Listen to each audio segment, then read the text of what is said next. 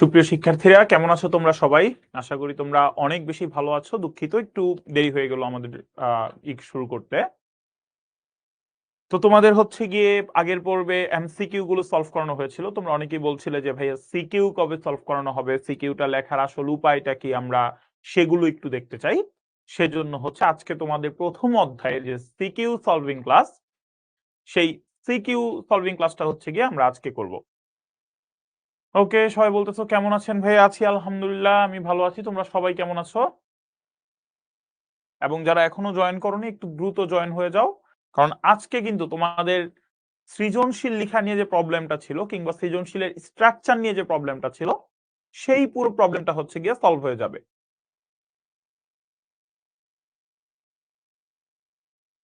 হুম হুম।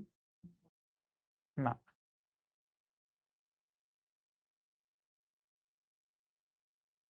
ওকে, আমরা হচ্ছে গিয়ে ক্লাসটা শুরু করি। হ্যাঁ, তো এতদিনে তো তোমরা আমাকে চিনিয়ে গিয়েছো, আর নতুন করে হচ্ছে গিয়ে পরিচয় দিলাম না আমার। দেখো, আমরা শুরু করতেছি একটা সৃজনশীল দিয়ে।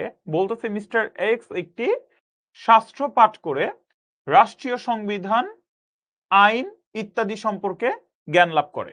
মিস্টার এক্স মিস্টার এক্স একটি শাস্ত্র পাঠ করে বলতেছে যে রাষ্ট্রীয় সংবিধান, আইন এই সম্পর্কিত জ্ঞান লাভ করে। তাহলে আমাদেরকে প্রথমে বুঝতে হবে যে কোন সংবিধানটা আমার হচ্ছে গিয়ে, বা কোন শাস্ত্র আমার সংবিধান নিয়ে আলোচনা করে, আইন নিয়ে আলোচনা করে, এই সম্পর্কিত জ্ঞান হচ্ছে গিয়ে আমার প্রয়োজন। এখন আমরা জানি যে পৌরনীতি ও সুশাসন এবং রাষ্ট্রবিজ্ঞান কি, পৌরনীতি ও সুশাসন এবং রাষ্ট্রবিজ্ঞান, পৌরনীতি এবং সুশাসন সাথে হচ্ছে গিয়ে রাষ্ট্রবিজ্ঞান, এই দুইটা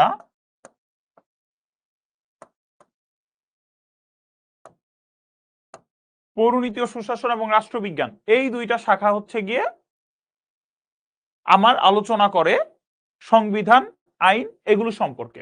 কিন্তু দুইটার মধ্যে একটা বেসিক পার্থক্য আমরা দেখেছিলাম। পৌরনীতি ও সুশাসন নাগরিকতা বিষয়ক অধিকার, বিজ্ঞান এই সব কিছু নিয়ে আলোচনা করে।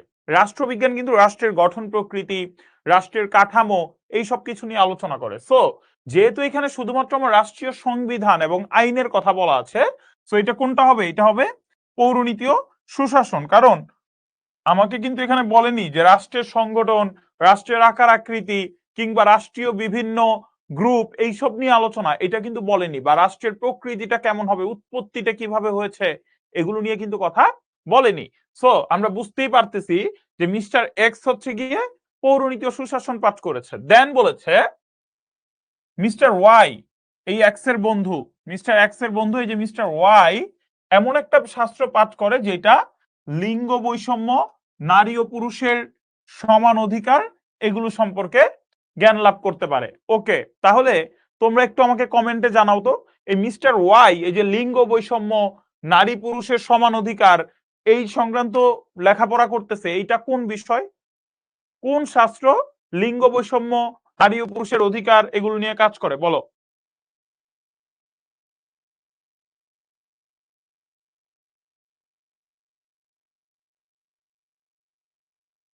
দ্রুত একটু লিখে দেখাও, কোন শাস্ত্র এই সংক্রান্ত কাজ করে?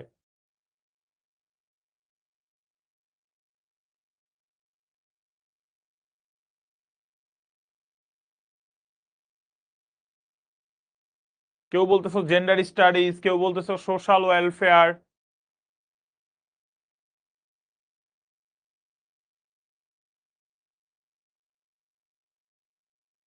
একজন বলতেছে বায়োলজি। হ্যাঁ, সবাই ভুল উত্তর দিচ্ছে, বায়োলজি হচ্ছে সঠিক উত্তর।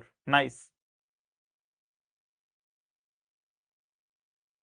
আচ্ছা, আমরা জানি অনেকেই তোমরা সঠিক উত্তর দিচ্ছ।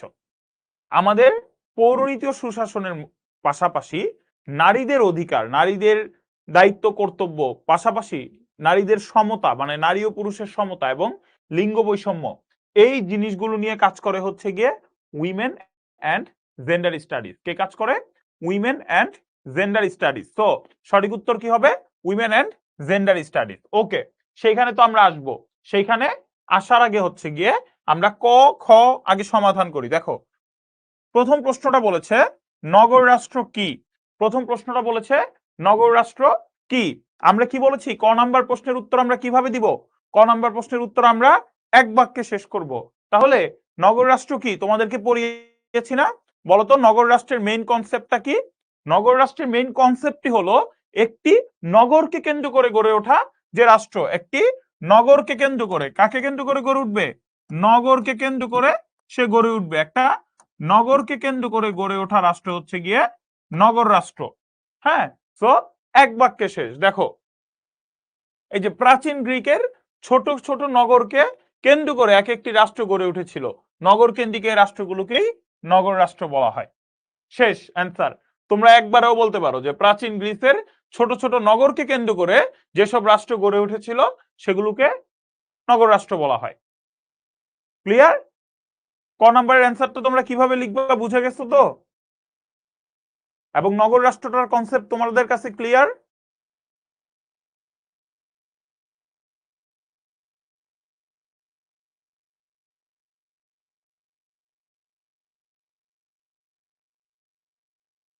হ্যাঁ, সবাই বলতেছো বুঝে গেছো, ওকে। তারপরের প্রশ্নটা কি দেখো, তারপরের প্রশ্নটা ছিল জাতিরাষ্ট্র বলতে কি বোঝায়। এখন জাতিরাষ্ট্র বলতে কি, আধুনিক রাষ্ট্রগুলো আকার ও আয়তনে বড় হয়েছে এবং এই রাষ্ট্রগুলো কিভাবে গড়ে উঠেছে, এই রাষ্ট্রগুলো গড়ে উঠেছে জাতীয়তার ভিত্তিতে। এই রাষ্ট্রগুলো কিভাবে গড়ে উঠেছে, জাতীয়তার ভিত্তিতে। সো দেখো জাতীয়তার ভিত্তিতে গঠিত রাষ্ট্র বা ভিত্তিতে সৃষ্ট রাষ্ট্রই হচ্ছে গিয়ে জাতিরাষ্ট্র। হ্যাঁ, তারপরের বার কি বলেছে, সুনির্দিষ্ট ভূখণ্ডে স্বশাসনের লক্ষ্যে। স্বশাসন বলতে কি, নিজ দেশে নিজের যে শাসন, কিংবা নিজ দেশে তোমার আমাদের দেশে যেমন একটা শাসন ব্যবস্থা আছে, প্রধানমন্ত্রী কর্তৃক পরিচালিত একটা শাসন ব্যবস্থা, এরকম একটা নিজস্ব শাসন ব্যবস্থা থাকবে। জাতিরাষ্ট্রের উদ্ভব ঘটে, জাতিরাষ্ট্র একদিকে যেমন জাতীয়তার ভিত্তিতে গঠিত, তেমনি তা স্বাধীন ও সার্বভৌম।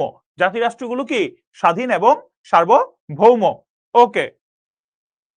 জাতীয়তাবোধে উদ্বুদ্ধ জনসমষ্টি নিজেদেরকে অন্যদের থেকে স্বতন্ত্র মনে করে বলে জাতিরাষ্ট্র গঠন করে। এই লাইনটা তোমরা অনেকেই হয়তো বুঝবা না, যে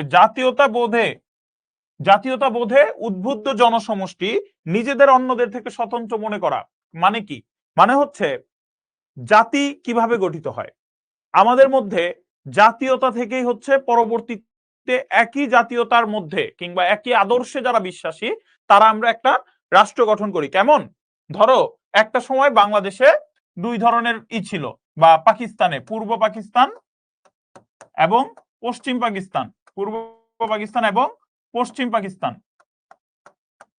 পূর্ব পাকিস্তান পশ্চিম পাকিস্তান। এখন পূর্ব পাকিস্তানিদের আদর্শ বিশ্বাস, অর্থাৎ আমাদের যে আদর্শ বিশ্বাস ভাষা নীতি ছিল, পশ্চিম পাকিস্তানিদের বিশ্বাস নীতি আদর্শ কি একই ছিল, বলতো একটু।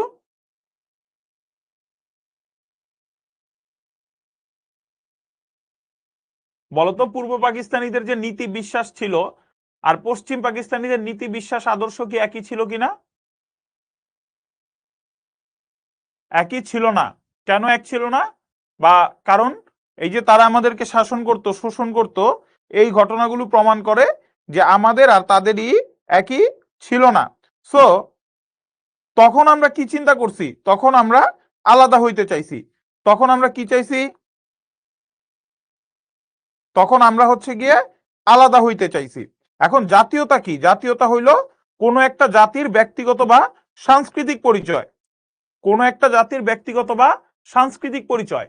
সেই জাতীয়তার ভিত্তিতে যখন এক হয়ে তারা হলো গিয়ে যুদ্ধের মাধ্যমে স্বাধীন হয়, তখন আমরা তাকে জাতি বলি। তাই রে, পূর্ব পাকিস্তানিরা ছিল একটা জাতীয়তাবাদে বিশ্বাসী, পশ্চিম পাকিস্তানিরা ছিল আরেকটা জাতীয়তাবাদে বিশ্বাসী। তো যখন আমরা হচ্ছে গিয়ে ঐক্যবদ্ধ হয়ে যুদ্ধ করে শুধুমাত্র আমাদের মতাদর্শী যারা মানুষ, যারা বাংলা ভাষাভাষী, তাদের নিয়ে আমরা যখন হচ্ছে গিয়ে রাষ্ট্র গঠন করলাম, এখন হচ্ছে কি আমরা কি হয়েছি, বাঙালি জাতি। এখন বাঙালি জাতি বলতে শুধুমাত্র বাংলাদেশে যারা বাস করে তাদেরকে কিন্তু বোঝায় না, পৃথিবীতে যত বাংলা ভাষাভাষী জনগোষ্ঠী আছে এরা সবাই কিন্তু বাঙালি জাতি। বুঝতে পারছো? সো দেখো এটাই বলছে যে জাতীয়তাবোধে উদ্বুদ্ধ জনসমষ্টি নিজেদেরকে অন্যদের থেকে স্বতন্ত্র মনে করে বলে জাতিরাষ্ট্র গঠন করে। খুব সহজ, মানে আমরা জাতীয়তাবাদে উদ্বুদ্ধ হয়ে যখন আমরা মনে করেছি যে আমাদের রাষ্ট্রভাষা হওয়া প্রয়োজন বাংলা, তখন আমরা কি করেছি? আমরা পশ্চিম পাকিস্তানিদের বিরুদ্ধে কথা বলেছি। আবার যখন কিনা আমাদের মনে হয়েছে তারা আমাদের শাসন করতেছে, তারা আমাদের হচ্ছে গিয়ে শোষণ করতেছে, তখন আমরা আবার তাদের বিরুদ্ধে যুদ্ধ করেছি। কারা?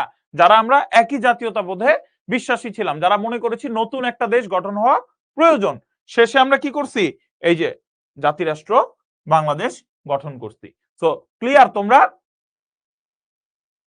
এই জিনিসটা ক্লিয়ার কিনা? জাতীয়তাবোধে উদ্বুদ্ধ জনসমষ্টি কিভাবে অন্যদের থেকে নিজেরা স্বতন্ত্র মনে করে এবং জাতিরাষ্ট্র গঠন করে, এই বিষয়টা কি তোমরা ক্লিয়ার?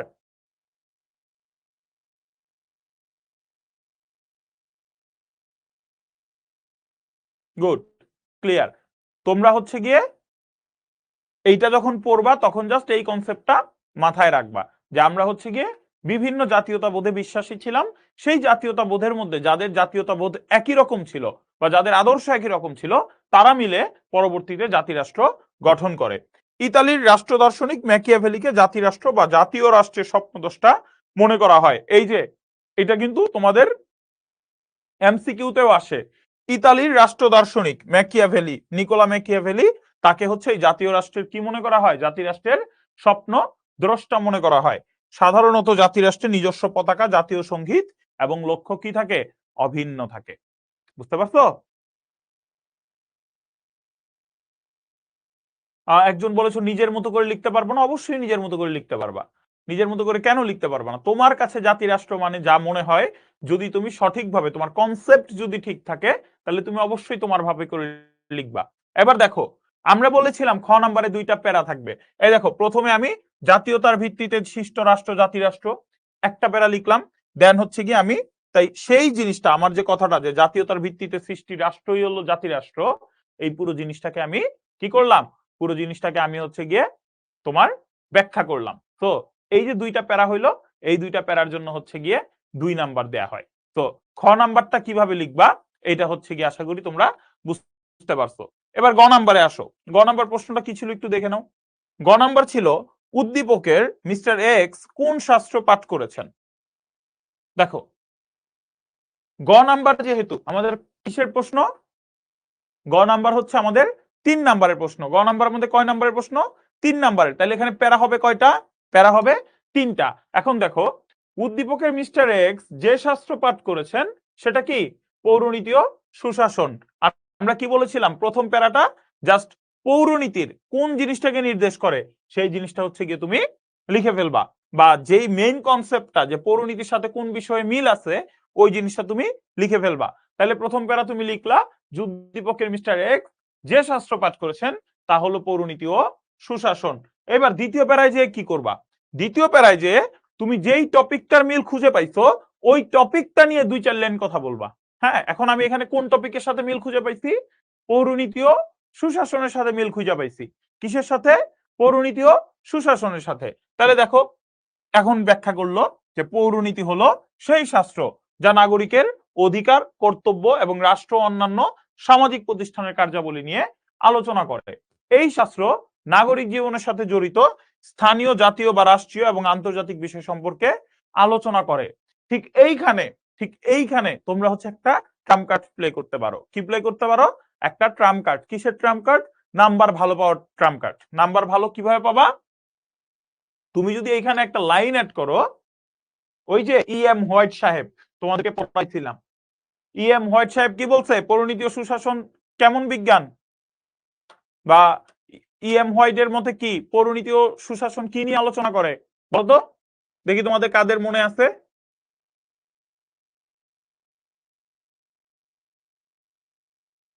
এম হোয়াইটের মতে পৌরনীতি ও সুশাসন কোন বিষয়টা নিয়ে আলোচনা করে? দ্রুত জানাও।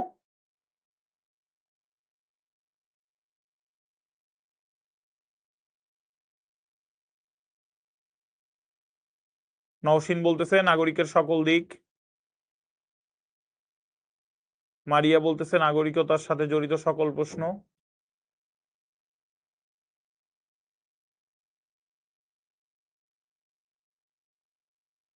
নাগরিক জীবনের উন্নয়ন, রাইট।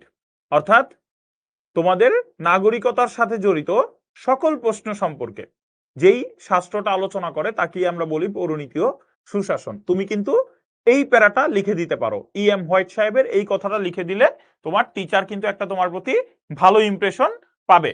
দেন হলো গিয়ে এই দুইটা তুমি হচ্ছে গিয়ে প্যারা লিখলা, এই যে এটা একটা প্যারা লিখলা আর এইটা একটা প্যারা লিখলা, গেল দুইটা প্যারা। 3 নাম্বার প্যারাতে কি বলেছিলাম, উদ্দীপকের সাথে তুমি একটু মিল দেখাবা। এখন দেখো এই যে এখানে উদ্দীপক, এখানে উদ্দীপক থেকে তোমার লেখার কিছু আছে?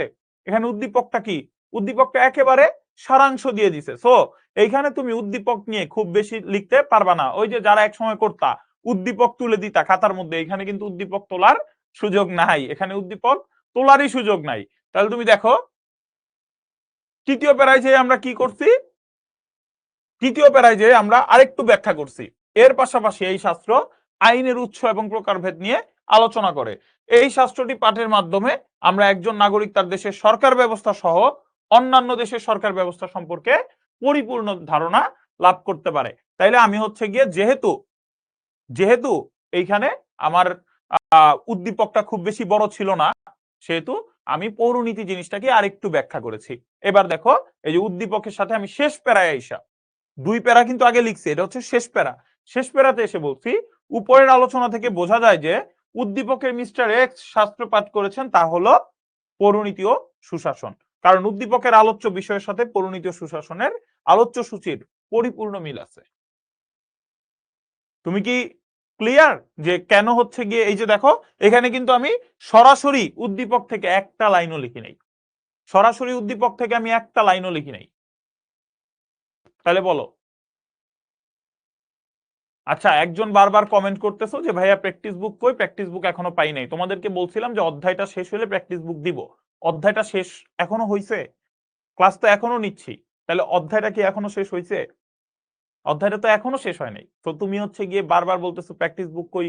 প্র্যাকটিস বুক অবশ্যই পাবা। যদি না পাও তখন যদি ক্লাসে না যেই কোনো জায়গায় হচ্ছে গিয়ে তখন তুমি বলবা যে ভাই প্র্যাকটিস বই কই, বলছেন দিবেন দেন নাই তো। প্র্যাকটিস বুকের কাজ চলতেছে, তোমাদের জন্য একটা মানসম্মত প্র্যাকটিস বুক বানাইতে ওই রকমের সময় তো লাগবে, তাই না? সো মাত্র আজকে কি বলছিলাম যে অধ্যায় শেষে, অধ্যায়টা এখনো শেষ হয় নাই। আজকে ক্লাসের পর অধ্যায়টা তোমার শেষ হবে। সো এরপর তুমি দেখবা যে প্র্যাকটিস বুকটা তোমার কাছে অ্যাপে তুমি পেয়ে যাবা, প্র্যাকটিস বুক পেয়ে যাবা। সেই প্র্যাকটিস বুক তোমরা হচ্ছে গিয়ে বাসায় সলভ করবা। প্র্যাকটিস বুক ফটোকপি করব কিভাবে? প্র্যাকটিস বুক তুমি যদি প্রিন্ট করতে চাও প্রিন্টারে প্রিন্টে বাইর করবা, যদি না করতে চাও যে ফোনে পড়বা তাহলে ফোনেও পড়া যাবে, কোনো সমস্যা নাই।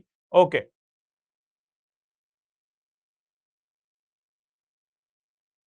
ওকে। তাহলে তোমরা জাস্ট একটা জিনিস বলো, গ নাম্বারের প্রশ্নের উত্তর কিভাবে দিবা সেটা বুঝছো কিনা?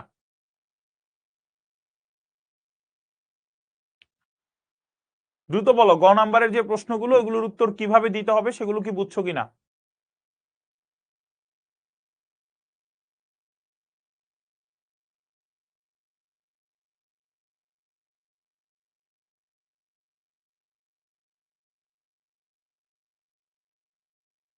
ওকে, সবাই বুঝে গেছো।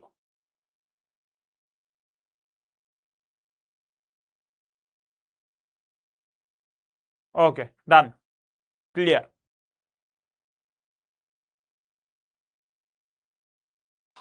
তারপর আসো গহ নাম্বারের প্রশ্নে। গহ নাম্বারের প্রশ্নে কি বলছে একটু দেখে নাও।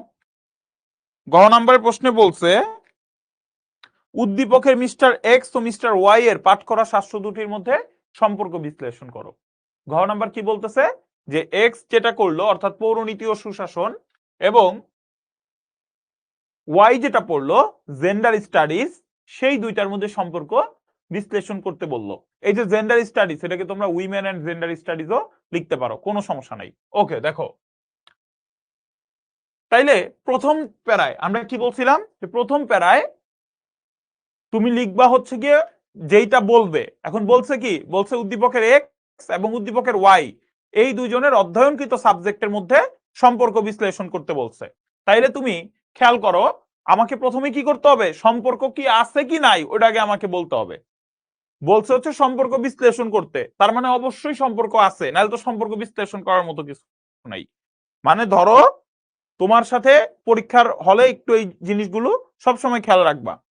যেহেতু বলছে সম্পর্ক বিশ্লেষণ করতে, ধরো যে তোমার সাথে তোমার ছোট ভাইয়ের সম্পর্ক কেমন, আমি বললাম যে বলো, এখন তোমার ছোট ভাই নেই, সেক্ষেত্রে তোমার সাথে তোমার ছোট ভাইয়ের সম্পর্ক আমি জিজ্ঞাসা করতে পারবো?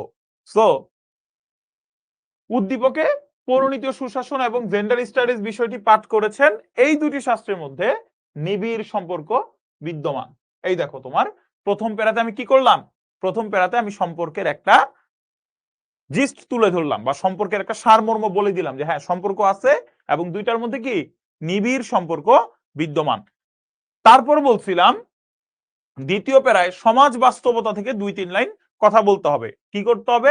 সমাজের বাস্তবতার ভিত্তিতে 2-3 লাইন কথা বলতে হবে। দেখো কি বলছে, সমসাময়িক বিষয়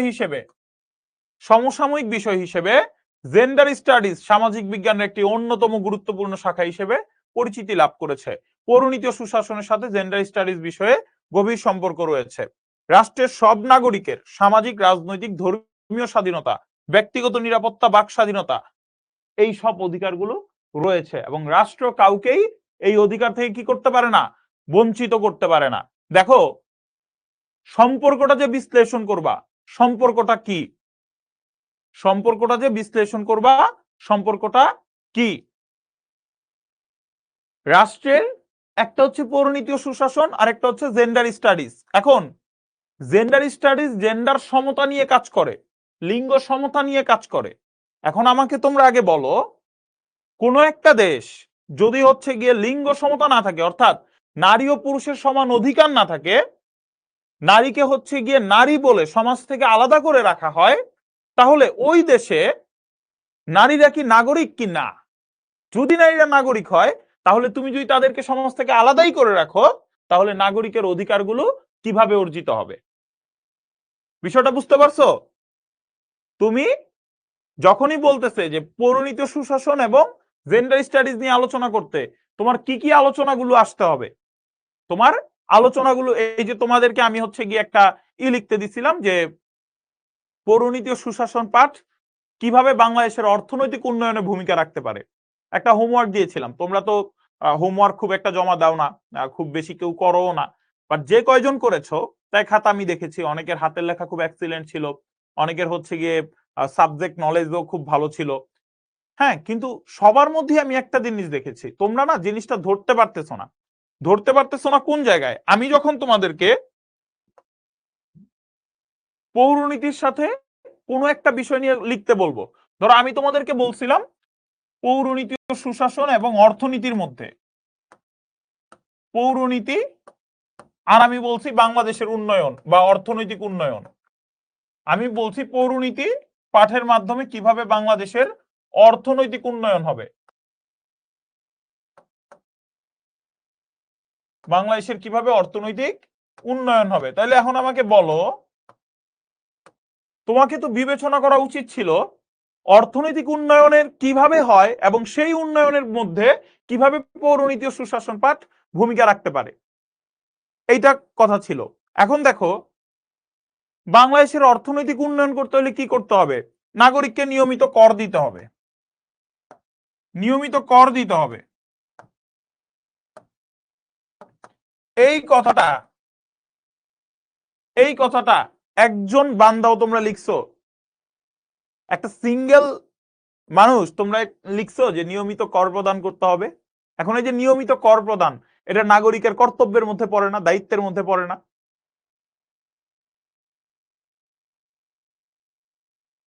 তমাল দাস বলেছে বিশ্ববিদ্যালয়ের 95% শিক্ষক পুরুষ, এটা কি বৈষম্য নয়? এটা একটা ভালো কথা বলেছো। তোমাকে দিয়ে হবে, তোমাকেই খুঁজছে বাংলাদেশ। হ্যাঁ, আগে হচ্ছে গিয়ে বিশ্ববিদ্যালয় সম্পর্কে একটু খোঁজ খবর নাও, আগে একটু দিন দুনিয়া চেনো, কোথায় কে কি পজিশনে আছে আগে একটু জানো, তারপরে হচ্ছে এই ধরনের কমেন্ট করবা, ঠিক আছে? ওকে, দেখো নিয়মিত কর প্রদান এই জিনিসটা হচ্ছে গিয়ে তোমার বাংলাদেশের অর্থনৈতিক উন্নয়নের একটা অন্যতম পূর্ব শর্ত, যেটা হচ্ছে নাগরিকের দায়িত্ব এবং কর্তব্যকে বুঝায় বা নাগরিকের দায়িত্ব কর্তব্যের মধ্যে পড়ে।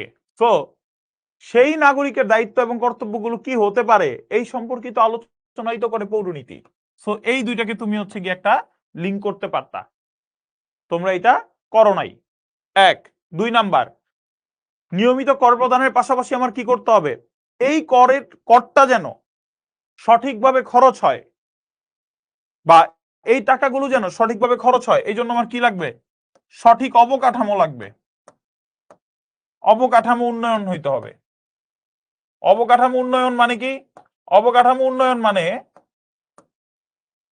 ধরো তুমি একটা এলাকায় একটা কারখানা বানাইছো, কিন্তু ওই কারখানায় আসার জন্য তুমি রাস্তা বানাও নাই, তাহলে ওই কারখানা করে লাভ কি হবে, ওই কারখানা করে লাভ কি হবে? সো বুঝতে পারছো, এটা হচ্ছে অবকাঠামো। তুমি ওই এলাকায় ব্রিজ বানাবা, হ্যাঁ তুমি ওই এলাকায় হচ্ছে গিয়ে সুন্দর সুন্দর রাস্তা বানাবা। এখন এই অবকাঠামোগুলো উন্নয়ন হইতে হইলে তোমাকে কি লাগবে, তোমাকে লাগবে হচ্ছে গিয়ে সুন্দর রাজনৈতিক প্রতিষ্ঠান, সুন্দর অর্থনৈতিক প্রতিষ্ঠান। এই প্রতিষ্ঠানগুলো নিয়ে কে আলোচনা করে, এই প্রতিষ্ঠানগুলো নিয়ে আলোচনা করে পৌরনীতি ও সুশাসন। সো এই জিনিসগুলো হচ্ছে গিয়ে তোমরা লিখবা খাতার মধ্যে। যখন আমি বলবো যে দুইটার মধ্যে সম্পর্ক দেখাও, তখন সম্পর্কগুলো একটার সাথে আরেকটা কিভাবে রিলেটেড এইভাবে লিখবা, নাইলে হচ্ছে গিয়ে তোমরা বুঝতে পারবা না। ওকে আসো, তাইলে রাষ্ট্রের সব নাগরিকের সমান অধিকার, সমান স্বাধীনতা, ব্যক্তিগত নিরাপত্তা, বাক স্বাধীনতা, এই অধিকারগুলো আছে এবং সরকার চাইলেও এই অধিকারগুলো কি করতে পারে না, এই অধিকারগুলোকে তোমার তাদের থেকে বঞ্চিত করতে পারে না। হ্যাঁ, এবং পৌরনীতি ও সুশাসন রাষ্ট্রের সকল নাগরিকের এই অধিকারগুলো নিশ্চিত করার চেষ্টা করে, সেই জন্য অধিকারগুলো তারা সংবিধানে লিখে রাখে, অধিকারগুলো যেন তারা সঠিকভাবে পায় এই জন্য আইন প্রয়োগ করে থাকে। সো এই সমস্ত জিনিস নিয়ে যখন পৌরনীতি আলোচনা করে, আমাদের জেন্ডার স্টাডিজ কিন্তু আলোচনা করে নারীদের নিরাপত্তা বা লিঙ্গ বৈষম্য যেন না হয়, দুজনের মধ্যে যেন সমতা বিধান করে। সো দুইজনের আলোচনার বিষয়টা কি, নাগরিক কেন্দ্রিক না। একজন চাচ্ছে নাগরিক যেন সঠিকভাবে তার সমান অধিকার পায়, আরেকজন চাচ্ছে লিঙ্গ হিসেবে অর্থাৎ নারী পুরুষ যেন কোনোভাবে অসমান না হয়, কোনোভাবে যেন তারা কেউ বেশি অধিকার বা কম অধিকার না পায়। তাহলে দুইজনই কি বলতেছে, দুইজনই নাগরিকদের অধিকারের কথা বলতেছে, সমান অধিকারের কথা বলতেছে। তাহলে বুঝছো জেন্ডার স্টাডিজ এবং পৌরনীতি ও সুশাসন কেন একটা আরেকটার সাথে রিলেটেড? ক্লিয়ার?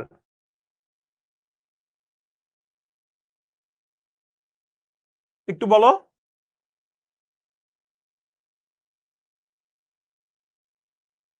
একজন বলতেছো 27 নং অনুচ্ছেদ সংবিধানের, মানে অ্যাবসলিউটলি রাইট এন্ড খুবই ভালো। এই ধরনের কথা যদি লিখতে পারো পরীক্ষার খাতায়, মানে নাম্বার অনেক ভালো পাবা। লিখার ট্রাই করবা। ওকে, সবাই বলতেছো ক্লিয়ার ভাইয়া।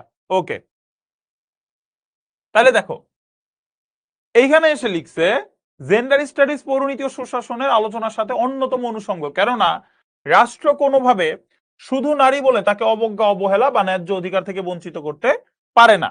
পৌরনীতি ও সুশাসন জেন্ডার স্টাডিজ এর মাধ্যমে সমাজে নারী পুরুষের বৈষম্য বিলোপ করে একটি কল্যাণকামী রাষ্ট্র প্রতিষ্ঠা করার চেষ্টা করে। পৌরনীতি ও জেন্ডার স্টাডিজ উভয় শাস্ত্র সমাজের নাগরিকের যথাযথ কল্যাণ সাধনে কাজ করে। সামাজিক বিজ্ঞানের শাখা হিসেবে উভয় শাস্ত্রই কি কল্যাণমুখী। উপরের আলোচনা থেকে বোঝা যায় পৌরনীতি ও সুশাসন এবং জেন্ডার স্টাডিজ তাদের মধ্যে গভীর সম্পর্ক বিদ্যমান। এই যে একটা প্যারা, এই যে আগেরটা ছিল একটা প্যারা, এই যে এইটা ছিল একটা প্যারা, এই যে এইটা একটা প্যারা, এইটা একটা প্যারা, প্যারা হইছে চারটা। গহ নাম্বার অ্যান্সারটা কেমনে হইছে বুঝছো? উদ্দীপক সরাসরি একবারের জন্য লিখছি, শুধু প্রথমবার ছাড়া বাকি পুরো জায়গায় কোথাও কি আমি হচ্ছে গিয়ে উদ্দীপক লিখছি?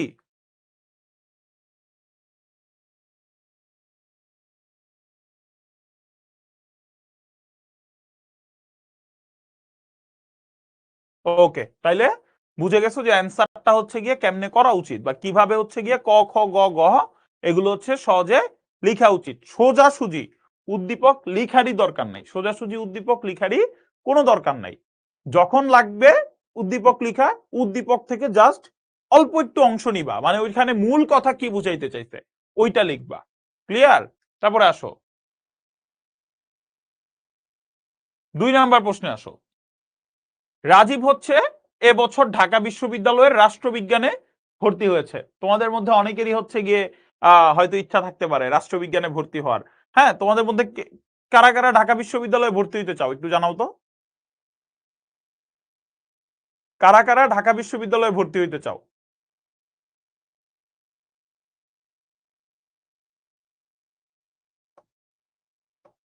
জানাও একটু দ্রুত।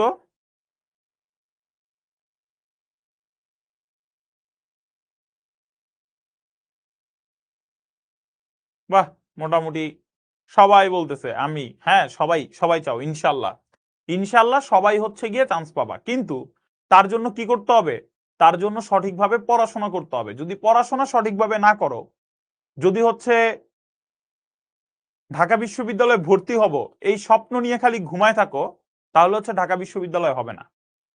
করতে হবে যেটা, সেইটা হচ্ছে সুন্দরভাবে এখন থেকেই সবগুলো সাবজেক্ট পড়তে হবে। এই যে ঢাকা বিশ্ববিদ্যালয়ে কিন্তু রিটেন আছে, ঢাকা ইউনিভার্সিটিতে কি আছে, ডিইউতে কিন্তু রিটেন এক্সাম আছে, ডিইউতে রিটেন এক্সাম আছে, এবং রিটেনে মার্কস কিন্তু কম না, ডিইউতে রিটেন এক্সাম আছে। সো এই রিটেন এক্সামে পাস করতে হবে না, এই রিটেন এক্সামে পাস করতে হবে না। রিটেন এক্সামে যদি পাস করতে হয় ডিইউতে, তাহলে হচ্ছে নিজে থেকে নিজের মাথা থেকে অনেক কিছু লিখতে হবে, অনেক কিছু প্র্যাকটিস করতে হবে।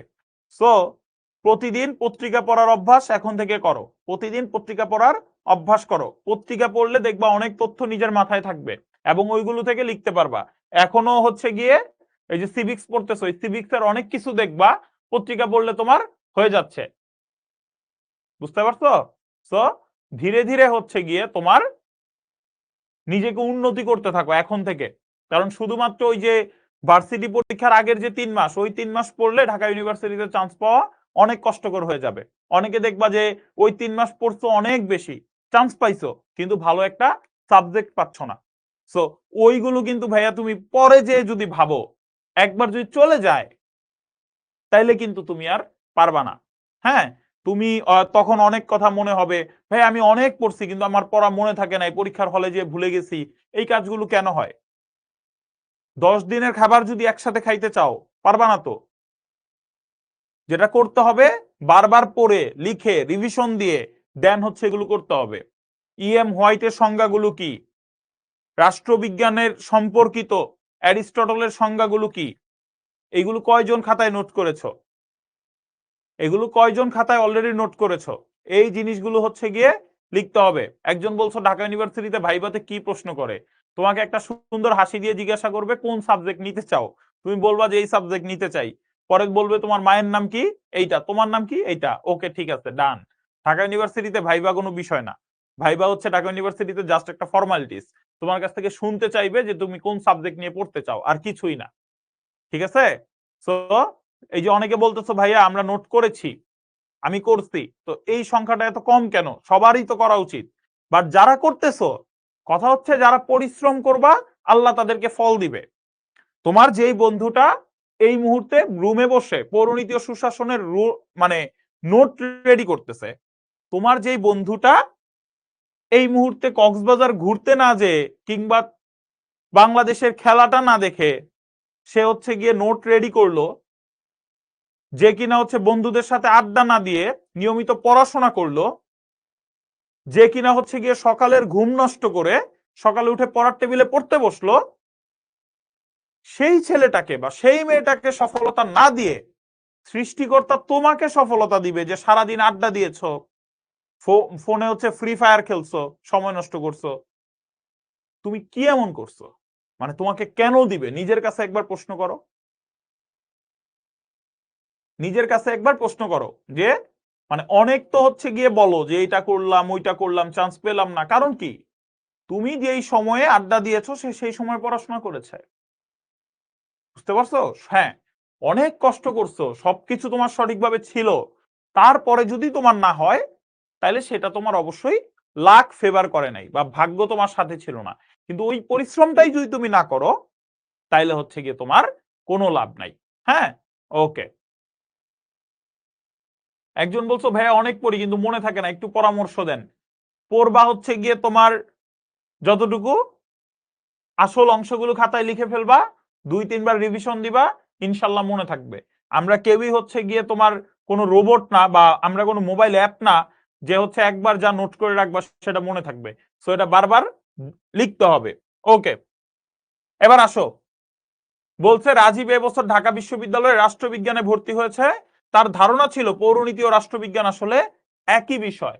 তার ধারণা কি ছিল? পৌরনীতি ও নাগরিক একই বিষয়। কিন্তু বিশ্ববিদ্যালয়ের প্রথম ক্লাসে তার এই ধারণাটি ভুল প্রমাণিত হয়েছে।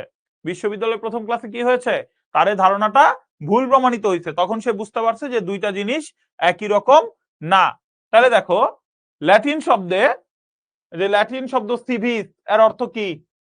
দ্রুত ক নাম্বারের উত্তর লেখো। ল্যাটিন শব্দ সিভিসের অর্থ কি?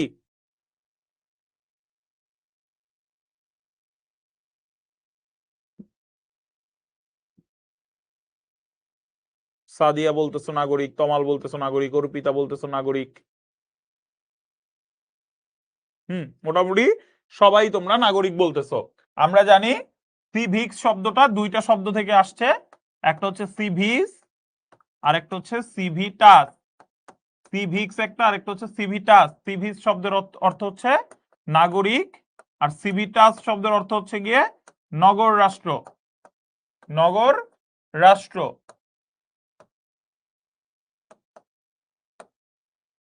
সো সিভিস এবং সিভিটাস, একটা অর্থ হচ্ছে নাগরিক আর একটা নাম হচ্ছে নগর রাষ্ট্র। ওকে, এবার 2 নাম্বার প্রশ্ন আসো। সরকারের সংবেদনশীলতার উপর সুশাসন নির্ভর করে, ব্যাখ্যা করো। সরকারের সংবেদনশীলতার উপর কি বলছে? সুশাসন নির্ভর করে। আমাকে একটু বলো তো, সংবেদনশীলতা মানে কি?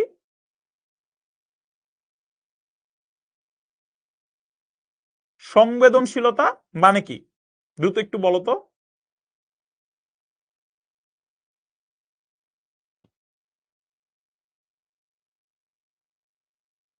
সংবেদনশীলতা মানে কি? নওশিন বলছে রেসপন্সিভনেস। একটু সহজে বলো। হ্যাঁ, রেসপন্সিভনেস আমি জানি, আর একটু সহজে। একজন বলছো সহানুভূতিশীল, আরেকজন বলছো সাড়া দেওয়া। গুড, সানজানা তাসনিম বলছো সাড়া দেওয়া, রাইট। চাপ না, চাপ না, চাপ না। হ্যাঁ, সংবেদনশীলতা মানে একদম সহজে যদি বলি, অনুভূতি। সংবেদনশীলতা মানে হচ্ছে আমার নিজের অনুভূতি, অর্থাৎ সেই অনুভূতি অনুযায়ী আমি কি করব? সেই অনুভূতি অনুযায়ী আমি হচ্ছে গিয়ে কাজ করব। যেমন ধরো কেউ হচ্ছে গিয়ে পরিবারের প্রতি অত্যন্ত সংবেদনশীল, তার পরিবারকে নিয়ে খারাপ কথা কেউ বললে সেটা নিতে পারবে না, তার সহজে মন খারাপ হয়ে যাবে। হুম, তাহলে মানে কি? তার সংবেদনশীলতা বেশি। আবার ধরো কেউ হচ্ছে গিয়ে পরিবারের প্রতি তার কোনো তেমন কোনো টান নাই, এই রাত 12টা 1টা পর্যন্ত সে বাইরে থাকতেই বেশি পছন্দ করতেছে, তার মানে কি? তার পরিবারের প্রতি অনুভূতিটা একটু কম। কেউ হচ্ছে প্রতিদিন স্কুলে যাচ্ছে, তার মানে কি বুঝতে হবে? যে স্কুলের প্রতি তার আলাদা একটা টান আছে। আবার কেউ হচ্ছে স্কুলে যাইতে তার ভালো লাগতেছে না, সো কি বোঝা যাবে? যে স্কুলের প্রতি তার কোনো আবেগ অনুভূতি নাই, তার টানটা কম। এখন এইখানে কি বলছে দেখো, বলছে সরকারের সংবেদনশীলতার উপর সুশাসন নির্ভর করে। কিভাবে? সরকারের মানে সংবেদনশীলতার উপর কিভাবে সুশাসন নির্ভর করে দেখো।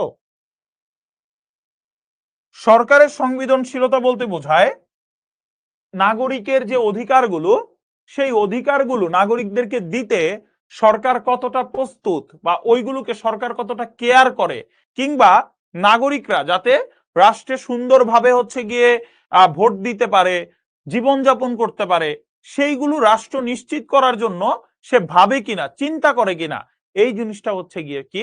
এই জিনিসটা হচ্ছে সরকারের সংবেদনশীলতা।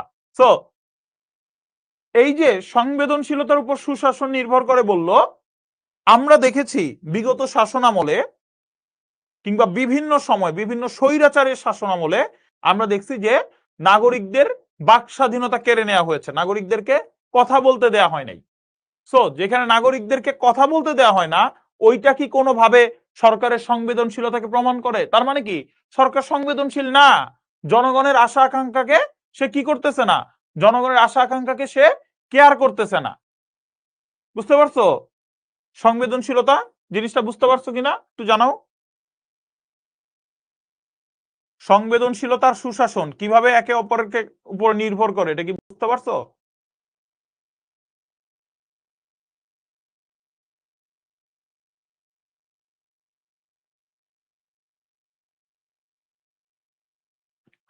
দ্রুত দ্রুত বলো একটু।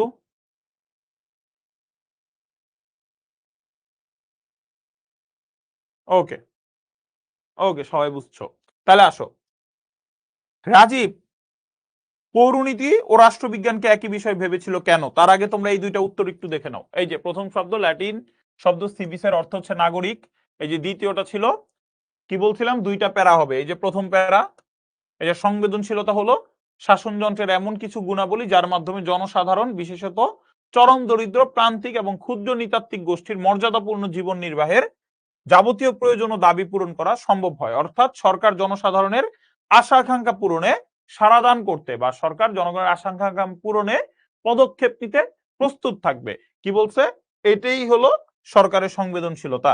তারপরে এই যে আরেকটা লাইনে বলে দিছে যে সরকারের সহানুভূতিশীল আচরণ সুশাসনের মূল ভিত্তি হিসেবে কাজ করবে। যে সরকার যত বেশি জনগণের দুঃখ কষ্ট বুঝবে, সে সরকার তত বেশি হচ্ছে গিয়ে কি হবে, সেই সরকার তত বেশি আন্তরিক হবে, সেই সরকার তত বেশি সুশাসনের প্রতি মর্যাদাপূর্ণ হবে। ক্লিয়ার? ওকে, তাহলে দেখো তোমার 3 নাম্বারটা, পৌরনীতি মানে বলছিল যে রাজীব কেন ভাবছে যে পৌরনীতি এবং রাষ্ট্রবিজ্ঞান একই, কারণ পৌরনীতি ও রাষ্ট্রবিজ্ঞানের মধ্যে ঘনিষ্ঠ সম্পর্ক ছিল, তাই রাজীব ভাবছে পৌরনীতি ও রাষ্ট্রবিজ্ঞান একই বিষয়। যেহেতু গ নাম্বারের প্রশ্ন আমাদেরকে কয়টা প্যারা লিখতে হবে? 3টা প্যারা লিখতে হবে। গ নাম্বারের প্রশ্ন আমাদেরকে কয়টা প্যারা লিখতে হবে? 3টা প্যারা। তাহলে দেখো, পৌরনীতি ও সুশাসনের সাথে রাষ্ট্রবিজ্ঞানের সম্পর্ক নিবিড়। একই চিন্তা ভাবনার ধারাবাহিকতায় পৌরনীতি ও সুশাসন এবং রাষ্ট্রবিজ্ঞান জন্ম লাভ করেছে। কারণ কি? দুইটা একই রকম, দুইটা মূলত একই জিনিস নিয়ে আলোচনা করে, কিন্তু পার্থক্যটা কোথায়?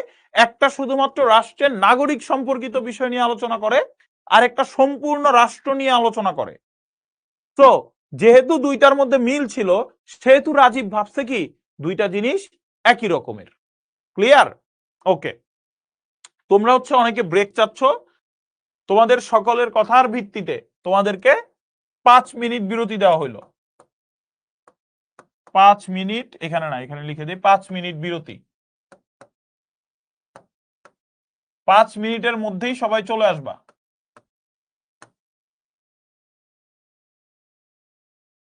5 মিনিট বিরতি, 5 মিনিটের মধ্যেই সবাই চলে আসবা।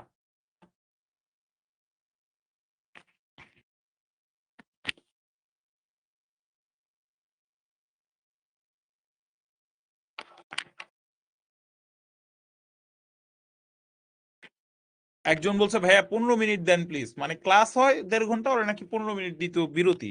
তাড়াতাড়ি করো।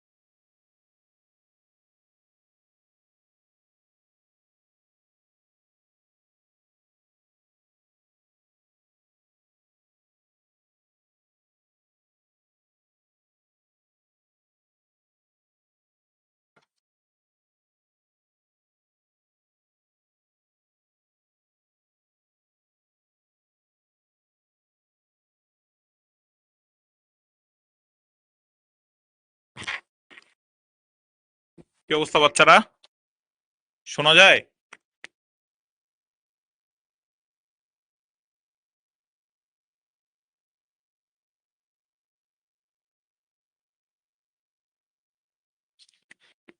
নওশীন বলতেছে উদ্দীপকে যে ক্যারেক্টার গুলো দেয়া থাকে ওইগুলা কি উত্তর লেখার সময় উল্লেখ করা যাবে? হ্যাঁ যাবে, সমস্যা নাই, যাবে।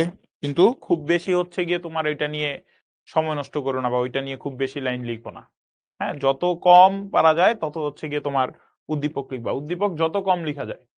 ওকে, আচ্ছা, এই যে অধিকাংশই বলছো ভাইয়া বিরতি দিলে পড়ার মনোযোগ নষ্ট হয়ে যায়, আমি একমত, আমি একেবারে সহমত যে বিরতি দিলে হচ্ছে গিয়ে সময় নষ্ট হয়ে যায়, এবং আমি বিরতি না দেওয়ার পক্ষে, আমি বিরতি না দেওয়ার পক্ষে। কিন্তু তোমাদের মধ্যেই অনেকে এই বিরতি দেওয়ার জন্য উঠে পড়ে লাগে, তখন হচ্ছে বাধ্য হয়ে, যেহেতু তারা পড়ায় মনোযোগ না দিয়ে বারবার এই বিরতির কথাই বলতে থাকে, তখন আমি বাধ্য হয়ে বিরতির দিকে মাঝে মাঝে যাই। এবং যেহেতু আজকে পুরোটাই সিকিউ ক্লাস ছিল, এই জন্য আমি বিরতিতে গেছি, বাট আগের ক্লাসগুলোতে কিন্তু আমি বিরতিতে যাই নাই, এবং নেক্সট ক্লাসগুলোতেও আমি শুধুমাত্র সৃজনশীল ক্লাসের সময় চিন্তা ভাবনা করব যে বিরতি দেয়া যায় কিনা।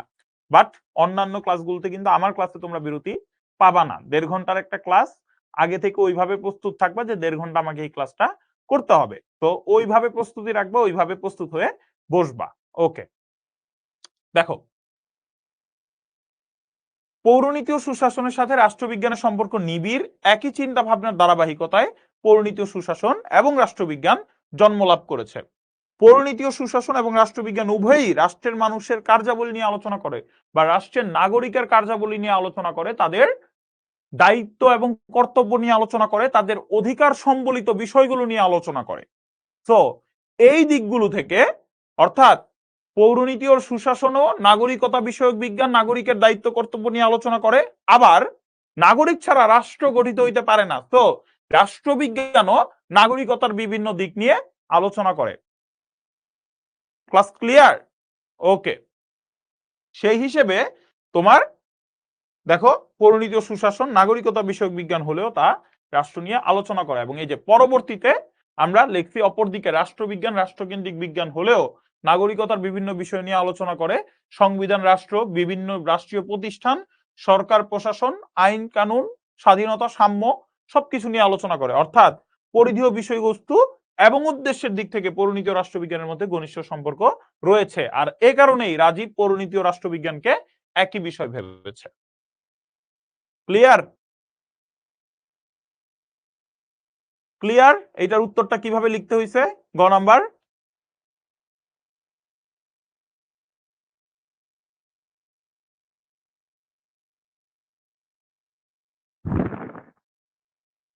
সবাই ক্লিয়ার কিনা এই অ্যান্সারটা বলো বলো, তাহলে আমরা পরেরটাতে যাই।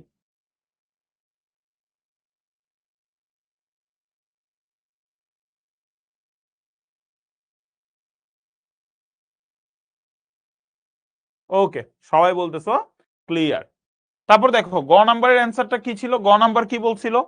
উদ্দীপকে রাজীব রাষ্ট্রবিজ্ঞান পাঠ করে কোন কোন বিষয় সম্পর্কে সম্যক জ্ঞান লাভ করবে বিশ্লেষণ করো। তাহলে বুঝতেই পারতেছো তোমাকে হচ্ছে গিয়ে কি করতে হবে, তোমাকে হলো এখন রাষ্ট্রবিজ্ঞান পড়ে তুমি কোন কোন বিষয়ে জ্ঞান লাভ করতে পারো, বা রাষ্ট্রবিজ্ঞান কোন কোন বিষয় নিয়ে আলোচনা করে, এই জিনিসটা এখানে লিখতে হবে, আর কিছুই না। বুঝতে পারছো? আর কিছুই না। আরেকটা বিষয়, তোমরা অনেকে কমেন্ট করতেছো ভাইয়া কোন পৃষ্ঠার কি বিষয় আছে, যে কয় পেজ, পৃষ্ঠার কোনো বিষয় নাই। তবে স্ট্যান্ডার্ড প্র্যাকটিসটা আমরা বলে দিছি যে ক আর খ নাম্বার একটা পেজে শেষ করবা, গ নাম্বার 1 থেকে 1.5 পেজ লিখবা, আর ঘ নাম্বার 1.5 থেকে 2 পেজ লিখবা। তো এরপরে যদি কেউ না বুঝো তাহলে আর কি বলবো বলো? এইটার পরেও যদি না বুঝো তাহলে আর কি বলবো? একদম ইজি। ক ও খ এই দুইটা মিলে হবে 1 পেজ, বা 1 পেজের কিছু বেশি হইতে পারে, 1 পেজ বা বেশি। গ নাম্বার হবে 1 থেকে 1.5 পেজ, এর বেশি না, 1 থেকে 1.5 পেজ। আর ঘ নাম্বার হবে 1.5 থেকে 2 পেজ, এর বেশি না,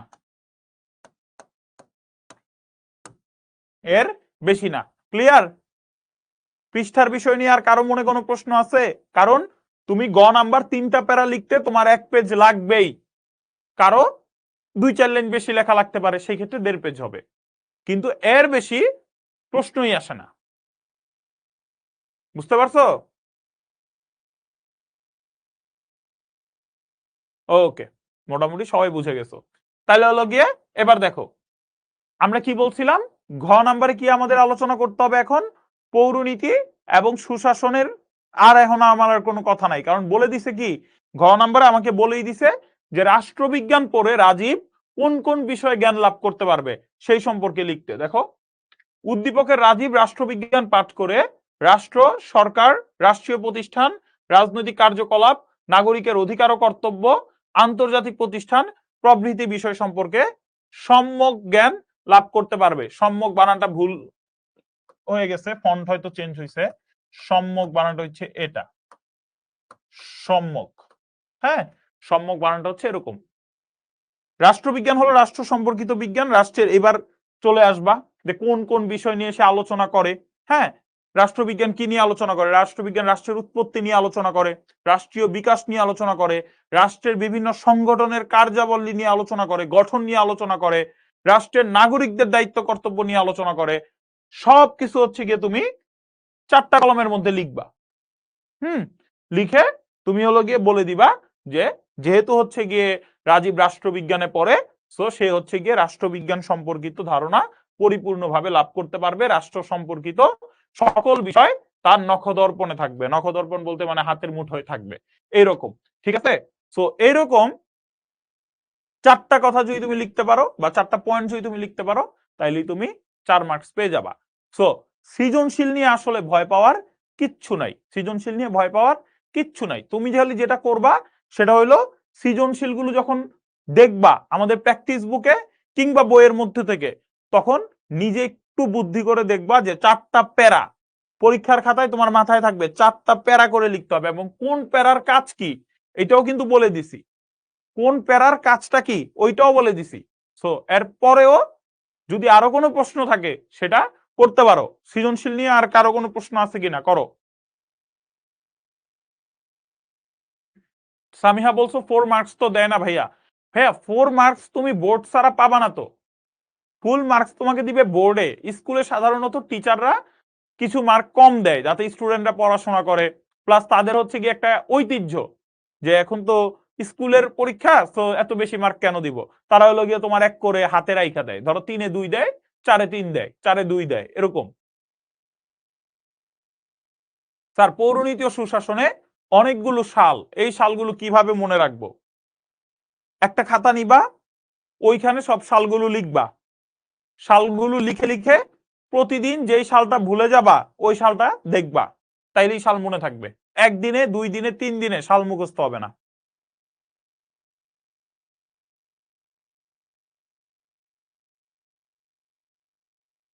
বলো, দ্রুত বলো।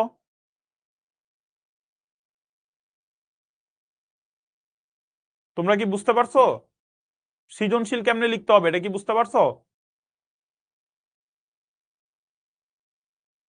তমাল দাস বলছো 7টা প্রশ্ন তো সুন্দরভাবে লেখা সম্ভব না। মানে অসম্ভব হইলে তো আর দেয় নাই।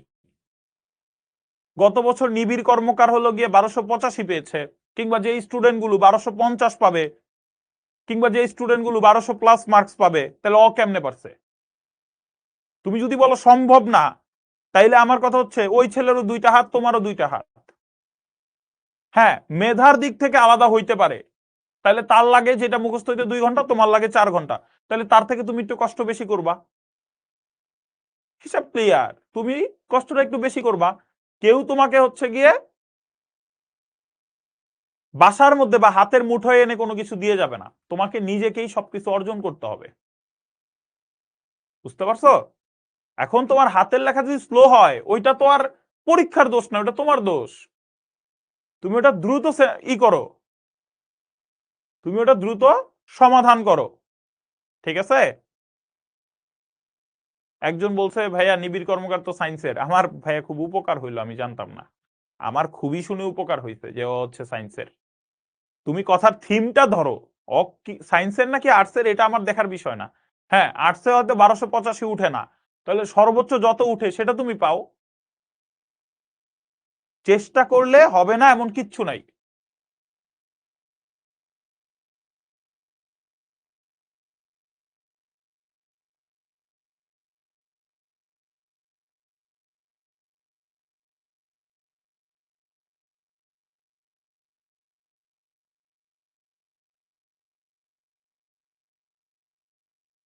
ওকে, ঠিক আছে। তাহলে চলো আমরা হচ্ছে কি একটু পরের ইতে যাই। হ্যাঁ, আমরা একটু পরেরটাতে যাই, দেখি হচ্ছে গিয়ে ই করতে পারি কিনা।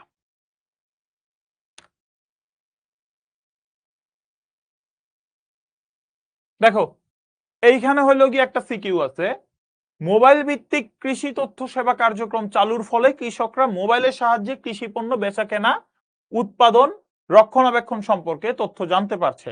উৎপাদিত ফসলের ভালো দাম পাওয়ার জন্য কোথায় বিক্রি করা যেতে পারে, কি কি কৃষি পণ্য বিদেশে রপ্তানি হয় ইত্যাদি তথ্য সমূহ জানতে পারছে। এখন বলো, মানে ইত্যাদি তথ্য সমূহ জানতে পারছে, তাহলে আমাকে বলো তো উদ্দীপকটা উদ্দীপকটা কোন বিষয়কে তুলে ধরছে, একটু বলো তো।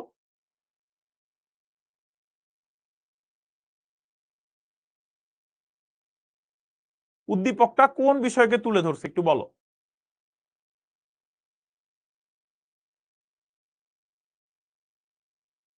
গুড।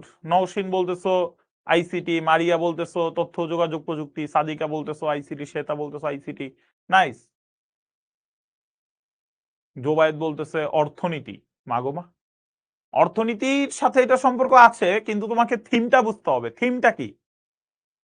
যখনই বলতেছে মোবাইল ভিত্তিক কৃষি তথ্য সেবা, তাহলে মোবাইল মানে অর্থনীতি যদি বলতো তাহলে তো আর মোবাইল ভিত্তিক কৃষি তথ্য সেবা নিত না। অর্থনীতি যদি হইতো তাহলে বলতো যে কৃষি পণ্য উৎপাদন করে বাংলাদেশ কতটুকু লাভ করছে, চাহিদা কৃষকরা দাম না জানতে পারার কারণে তারা হইলো ক্ষতিগ্রস্ত হয়েছে, তখন তুমি বলতে পারতো এটা কৃষি। এখন এইখানে তো বলেই দিছে, দেখো প্রতিটা লাইনে লাইনে এখানে তথ্য যোগাযোগ প্রযুক্তির ব্যবহারের কথা বলছে, তো এটা কিন্তু ভাইয়া কৃষি হবে না। তাহলে দেখো, প্রথম প্রশ্নটা বলছে কোন ভাষায় নগরকে পূর্বা পুরী বলা হয়। বলতো কোন ভাষায় নগরকে পূর্বা পুরী বলা হয়, বলো দ্রুত। কোন ভাষায় নগরকে পূর্বা পুরী বলা হয়, দ্রুত বলো।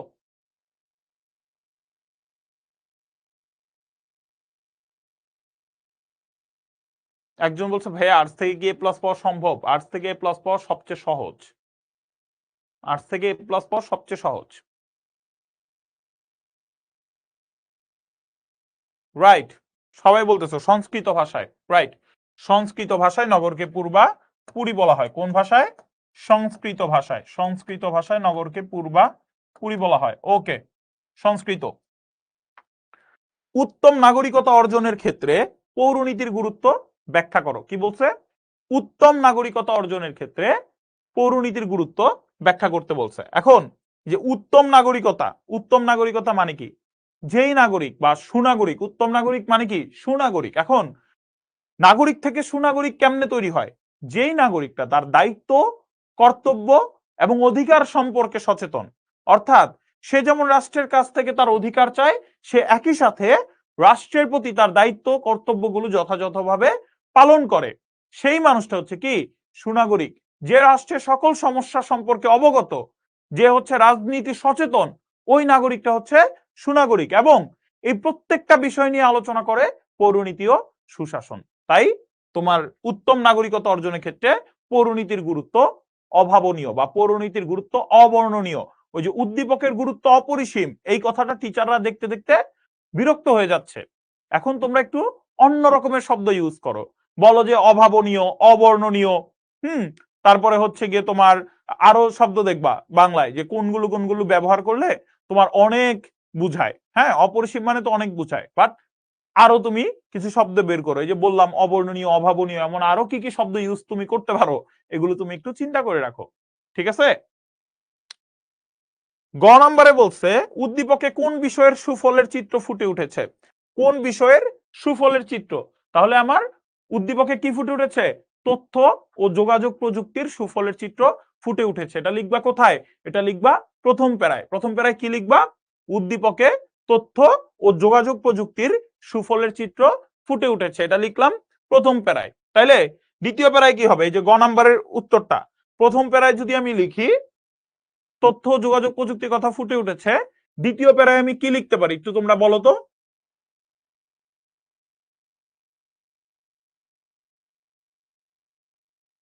একটু বলো।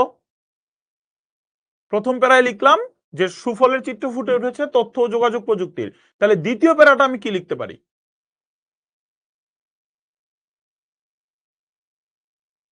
রাইসা বলতেছে আইসিটি সম্পর্কে, সাদিক আফরিন বলতেছে সামাজিক দিক। আইসিটির সামাজিক দিক হ্যাঁ লিখতে পারো, বাট আইসিটিটা ভালো মতো লিখতে হবে। আইসিটির ধারণা সানজানা বলতেছে গুড। নওশিন বলতেছে আইসিটি কিভাবে হেল্প করে, ভেরি গুড।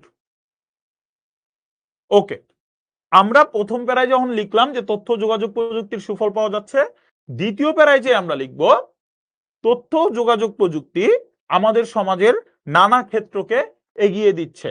তা তখন আমরা লিখলাম যে এখন তথ্য যোগাযোগ প্রযুক্তি ছাড়া আমরা এক মুহূর্ত কল্পনা করতে পারি না। আমাদের দৈনন্দিন জীবনের প্রতিটা কাজে, হ্যাঁ কি করি আমরা? সকালে ঘুম থেকে উঠে একদম ঘুমাতে যাওয়ার আগ পর্যন্ত আমাদের জীবনটা কি হয়ে গেছে?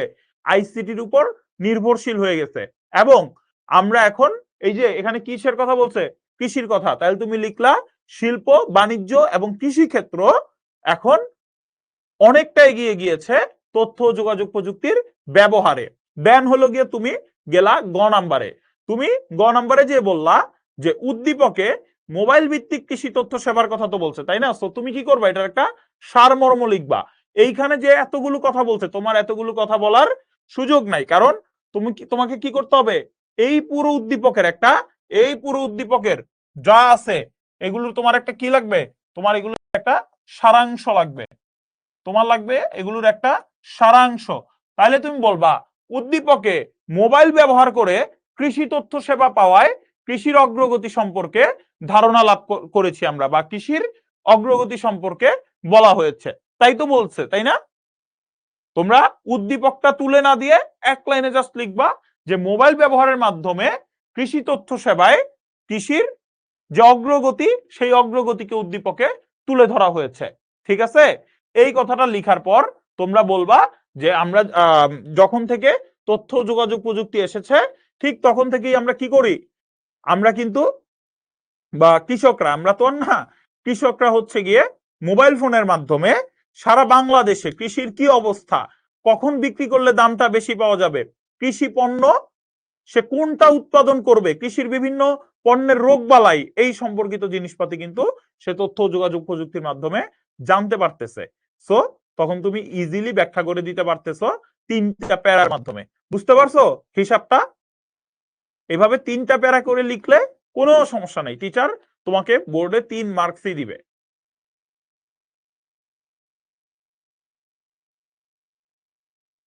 বুঝতে পারছো কিনা? গ নাম্বার একটু বলো।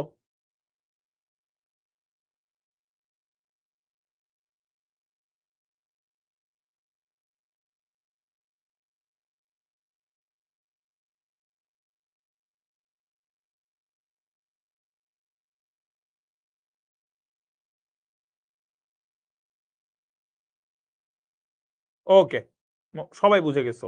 এবার আসো, তুমি কি উক্ত ঘটনাটির মধ্যে পৌরনীতি সুশাসন এবং তথ্য যোগাযোগ প্রযুক্তির কোনো সম্পর্ক খুঁজে পাও? তোমার উত্তরের সপক্ষে যুক্তি দাও। এখন এসে বলতেছে পৌরনীতি সুশাসন এবং তথ্য যোগাযোগ প্রযুক্তির কোনো সম্পর্ক আমি খুঁজে পাই কিনা। দেখো, তথ্য যোগাযোগ প্রযুক্তির সাথে পৌরনীতি সুশাসনের মিল প্রধানত এই জায়গায়, দুইজনই নাগরিক জীবনকে সহজ করতে চায়। তথ্য যোগাযোগ প্রযুক্তি কেন আসছে? আমাদের নাগরিক জীবনকে সহজ করতে আসছে। তথ্য যোগাযোগ প্রযুক্তি কেন আসছে? আমাদের জীবনটাকে সহজ করে যেন আমরা অল্প সময়ে অনেক কাজ করতে পারি, এগুলোর জন্য তথ্য যোগাযোগ প্রযুক্তি আসছে। আর এই নাগরিক জীবনের বিভিন্ন দিক সম্পর্কেই আলোচনা করতেছে পৌরনীতি ও সুশাসন।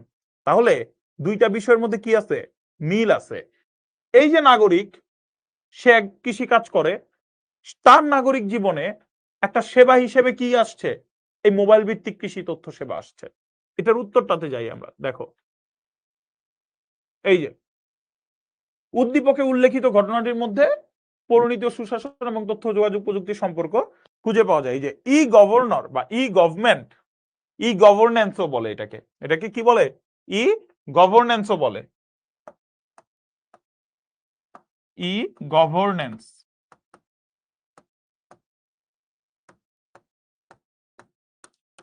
ই গভর্নেন্স এই বিষয়ে দুটি সুশাসন প্রতিষ্ঠার অন্যতম অনুষঙ্গ। ই গভর্নেন্স ও ই গভর্নমেন্টের কার্যকারিতা প্রায় পুরোপুরি নির্ভর করে তথ্য যোগাযোগ প্রযুক্তির উপর। ধরো তুমি হলো গিয়ে এই যে সকল কৃষককে নিয়ে উপজেলায় একটা অনুষ্ঠান আয়োজন করতে চাও। অন্য সময় হলে তোমাকে কি করতে হইতো? কৃষকের বাড়ি বাড়ি যাইতে হইতো। তুমি অনেকের বাড়িতে যাইতে পারতা, অনেকের বাড়িতে যাইতে পারতা না। এখন কি করো? এখন মোবাইল অপারেটরের মাধ্যমে তুমি ওই উপজেলা সবাইকে একটা মেসেজ পাঠাই দিতে পারো। ধরো ইলিশ বন্ধে অভিযান চলবে, তুমি দেখবা তোমাদের মধ্যে যারা ফোন ইউজ করো তোমরা কখনো দেখছো না যে তোমাদের কাছে বিভিন্ন দিবসের মেসেজ আসে যে আজকে বিশ্ব পরিবেশ দিবস, পরিবেশকে নিরাপদ রাখতে সবাই গাছ লাগান, পরিবেশ বাঁচান, এরকম মেসেজ তোমরা পাইছো না? বলো তো একটু।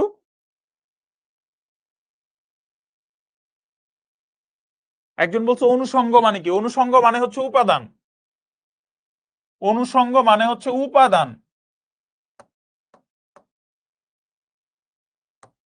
অনুষঙ্গ মানে উপাদান। এই যে তোমরা অনেকেই বলতেছো হ্যাঁ ভাইয়া এরকম মেসেজ পাইছি। সো তখন কি করা হয়? কৃষকদেরকে মেসেজ পাঠায় বলা হয় যে এই জায়গাতে কৃষি অফিসার একটা মিটিং করবে, আপনারা হচ্ছে চলে আসবেন। সো এই জিনিসগুলো কি এই তথ্য যোগাযোগ প্রযুক্তির মাধ্যমে আমরা ই গভর্নেন্স প্রতিষ্ঠা করতে পারছি। আমরা হচ্ছে গিয়ে এই যে ই টেন্ডার নামে একটা বিষয় আছে, ই টেন্ডারের কথা বলছি। হ্যাঁ, এই সবকিছু নিয়ে আমরা হচ্ছে গিয়ে তোমার তথ্য যোগাযোগ প্রযুক্তি থেকে সুবিধা লাভ করি। এই যে দেখো বলছে পৌরনীতি ও সুশাসনের অন্যতম লক্ষ্য হলো দারিদ্র ও ক্রমবর্ধমান বৈষম্যের অবসান ঘটিয়ে একটি ন্যায়ভিত্তিক সমাজ প্রতিষ্ঠা করা। ন্যায়ভিত্তিক সমাজ প্রতিষ্ঠার ক্ষেত্রে অবাধ তথ্য প্রবাহের গুরুত্ব অপরিসীম। কারণ কি? যেই মানুষটা গরিব, যেই মানুষটা দরিদ্র, সে জানে না যে এখন আমি কোথায় গেলে, এখন আমি কোথায় গেলে আমি হচ্ছে গিয়ে কি পাবো। আমি হচ্ছে আমার একটা, ধরো আমার সাথে কেউ একটা অপরাধ করছে, এই অপরাধটার আমি প্রতিকার পাবো কার কাছে গিয়ে, এটা আমি জানি না। কিন্তু তথ্য যোগাযোগ প্রযুক্তির কারণে আমার ফোনে মেসেজ চলে আসে যে জাতীয় জরুরি সেবা 999-এ কল দিলে, জাতীয় জরুরি সেবা 999-এ কল দিলে আমি হচ্ছে কি পেতে পারি? আমি আমার সমস্যার তাৎক্ষণিক সমাধান পাইতে পারি। তখন কিন্তু ওই লোকটা হচ্ছে গিয়ে 999-এ কল দিতে পারে। তোমাদের অনেকের বোর্ড বইয়ের পিছনে দেখবা লেখা থাকে যে নারী নির্যাতন প্রতিরোধে 109 নাকি কি একটা নাম্বার আছে না, যে ওই নাম্বারে আপনারা ফোন দিতে পারেন। সো প্রত্যেকটা জিনিস আমরা কিভাবে জানি? আমরা জানিও তথ্য প্রযুক্তির মাধ্যমে, আমরা প্রতিকারটাও পাই তথ্য যোগাযোগ প্রযুক্তির মাধ্যমে। হ্যাঁ, তারপরে দেখো তথ্য অধিকার বর্তমানে নাগরিকের অন্যতম অধিকার হিসেবে বিবেচিত হয়। তাই বলেই কিন্তু বাংলাদেশে কি করা হয়েছে? 2009 সালে তথ্য অধিকার আইন প্রেরণ করা হয়েছে। 2009 সালে কি প্রেরণ করা হয়েছে? তথ্য অধিকার আইন। যেই আইন অনুযায়ী নাগরিকের কি আছে? নাগরিকের তথ্য পাওয়ার অধিকার আছে এবং সে রাষ্ট্রীয় গোপনীয় এবং গুরুত্বপূর্ণ তথ্য বাদে যেই কোনো তথ্য হচ্ছে গিয়ে তথ্য কমিশনের মাধ্যমে আবেদন করতে পারে। তোমাদের প্রতিটা উপজেলায় কিন্তু এখন দেখবা যে তথ্য অফিসও আছে। ঠিক আছে? তো ওই জিনিসগুলো করাই হয়েছে কেন? নাগরিকের তথ্য অধিকারকে নিশ্চিত করতে। সো প্রতিটা জিনিস একটা আরেকটার সাথে কানেক্টেড। তথ্য অধিকার আইন বলো, এইগুলো যেমন করা হয়েছে কেন? এই নাগরিকের যেই দিকগুলা বা নাগরিকের অধিকার ও কর্তব্যগুলোকে রক্ষা করার জন্য। তুমি যখন নাগরিকের অধিকারের কথা বলো তখন একজন নাগরিকের অবশ্যই অধিকার আছে একটা তথ্য জানার। সেই তথ্যটা সে কার মাধ্যমে জানতে পারে? সেই তথ্যটা সে জানতে পারে ওই যে নির্দিষ্ট, মানে এখন বিভিন্ন প্রতিষ্ঠানেও দেখবা সামনে একটা ডেস্ক থাকে, তথ্য কেন্দ্র। যারা বিভিন্ন সময় বিভিন্ন প্রতিষ্ঠানে যাও এই জিনিসটা কিন্তু তোমরা দেখছো। ওকে, দেখো বাক স্বাধীনতা বা মতামত প্রকাশের স্বাধীনতা নাগরিকের অন্যতম অধিকার, স্বাধীনতা সুশাসনের অন্যতম একটি শর্ত। বাক স্বাধীনতা বা মতামত প্রকাশের স্বাধীনতার ক্ষেত্রে তথ্য যোগাযোগ প্রযুক্তির যথেষ্ট ভূমিকা রয়েছে। তাই উপরের আলোচনার ভিত্তিতে বলা যায় পৌরনীতি ও সুশাসন সম্পর্কের দিক থেকে তথ্য যোগাযোগ প্রযুক্তির উপর অতিমাত্রায় নির্ভরশীল। ক্লিয়ার? ঘ নাম্বার প্রশ্নটা কিভাবে লিখতে হবে এটা নিয়ে আর কারো কোনো প্রশ্ন আছে? বলো। ঘ নাম্বার প্রশ্নটা কিভাবে লিখতে হবে এইটা নিয়ে তোমাদের কারো কোনো প্রশ্ন আছে কিনা? দ্রুত বলো। একজন বলছো সব বিষয় সৃজনশীল কি একইভাবে লিখবো? কাঠামোটা একই, কাঠামোটা একই, 4টা প্যারাতেই লিখবা। এখন কিছু কিছু সাবজেক্টের ক্ষেত্রে ভিন্ন হইতে পারে, যেমন ম্যাথ যদিও তোমাদের তো আর ম্যাথ নাই। হ্যাঁ, ধরো যে তোমার যাদের ম্যাথ আছে, যে কোনো জায়গাতে, মানে তোমাদের ক্ষেত্রে বলতেছি না, এখন সায়েন্সের সৃজনশীল তো আর তুমি 3 প্যারা 4 প্যারা করে লিখতে পারবা না, ঠিক আছে? বাট আর্টসের যে সাবজেক্ট গুলো, ভূগোল বলো, ইতিহাস বলো, অর্থনীতি বলো, পৌরনীতি বলো, প্রত্যেকটার একই রকমের ধারণা, ঠিক আছে?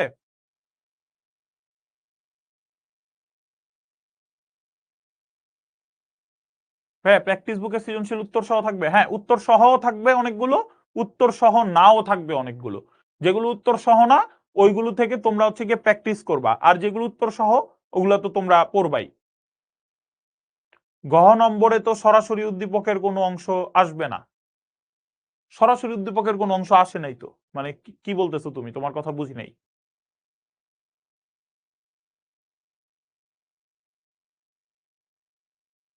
ঠিক আছে, তাহলে তোমাদের আর হচ্ছে গিয়ে ঘ নাম্বার নিয়ে কোনো প্রশ্ন নাই। এবার হচ্ছে গিয়ে তোমাদেরকে একটা দেই। মাহাতিম কলেজে ভর্তি হয়ে এমন একটি বিষয় নিতে চায় যা তাকে আদর্শ নাগরিক হিসেবে গড়ে তুলতে সাহায্য করবে।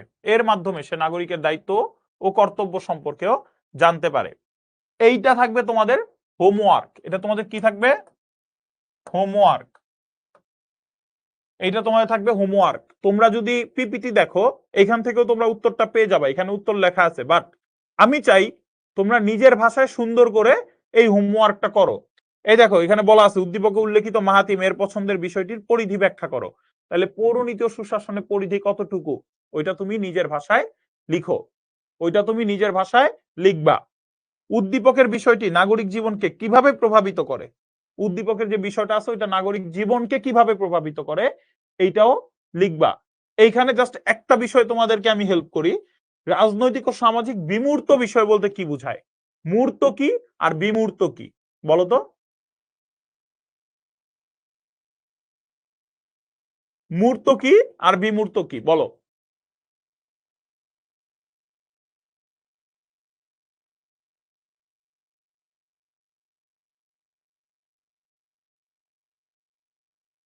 মূর্ত কি আর বিমূর্ত কি? মারিয়া বলছে দৃশ্যমান এবং অদৃশ্যমান। হ্যাঁ, কোনটা দৃশ্যমান কোনটা অদৃশ্যমান? সাদিকা বলতেছে মূর্ত মানে দেখা যায়। রাইট। যেইটা দেখা যায়, মূর্ত মানে যেটা দেখা যায়, আর বিমূর্ত মানে যেটা দেখা যায় না। বিমূর্ত মানে দেখা যায় না, তাহলে কি করা যায়? অনুভব করা যায়। দেখা যায় না, কি করা যায়? অনুভব করা যায়। যেমন অনুভব করা যায় এবং চর্চা করা যায়। নিজের মনের মধ্যে থাকা যায়, মনোভাব। যেমন স্বাধীনতা, স্বাধীনতা তুমি জীবনে ছুঁয়ে দেখছো? স্বাধীনতা তুমি জীবনে ধরে দেখছো? অনুভব করতে পারছো না? স্বাধীনতা আমি কখনো ধরে দেখতে পারি নাই, স্বাধীনতা কখনো আমি ছুঁই নাই, দেখি নাই, কিন্তু স্বাধীনতা আমি কি করি? অনুভব করি। আমার মাইন্ডসেটে থাকে যে হ্যাঁ, বাংলাদেশ স্বাধীন দেশ, কিংবা আমি স্বাধীন, আমি মুক্ত। কিন্তু এটাকে আমি সরাসরি ধরতে পারি না, এটাকে আমি সরাসরি ছুঁইতেও পারি না। তো বুঝতে পারছো বিমূর্ত জিনিসটা কি? তাইলে এখানে যে বলছে যে রাজনৈতিক এবং সামাজিক বিমূর্ত বিষয় বলতে কি বোঝায়, সুতরাং রাজনৈতিক এবং সামাজিক এমন কোন কোন বিষয় আছে যেগুলোকে আমরা দেখতে পারি না কিন্তু অনুভব করতে পারি, যেগুলোকে আমরা দেখতে পারি না কিন্তু অনুভব করতে পারি। সো এইটার পরেও স্লাইডটাও তোমরা অ্যাপে পেয়েই যাবা। এই স্লাইডটার মধ্যে আরো একটা সৃজনশীল থাকবে, ওইটাও তোমরা প্র্যাকটিস করবা, ঠিক আছে? এখন তোমরা হচ্ছে বলো যে আজকে হলো গিয়ে তোমার আর কি কি প্রশ্ন আছে সৃজনশীল নিয়ে, যেহেতু আজকে সৃজনশীল সলভিং ক্লাস ছিল। তো এখন বলে ফেলো যে সৃজনশীল নিয়ে আর কি কি প্রশ্ন ছিল।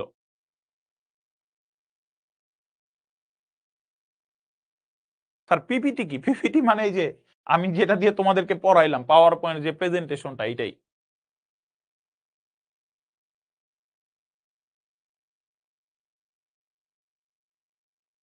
ভাইয়া এমসিকিউ এ 30 পাওয়ার জন্য কিছু পরামর্শ দেন। বেশি বেশি এমসিকিউ প্র্যাকটিস করবা, বেশি বেশি এমসিকিউ প্র্যাকটিস করবা এবং বইটাকে খুব ভালোভাবে পড়বা।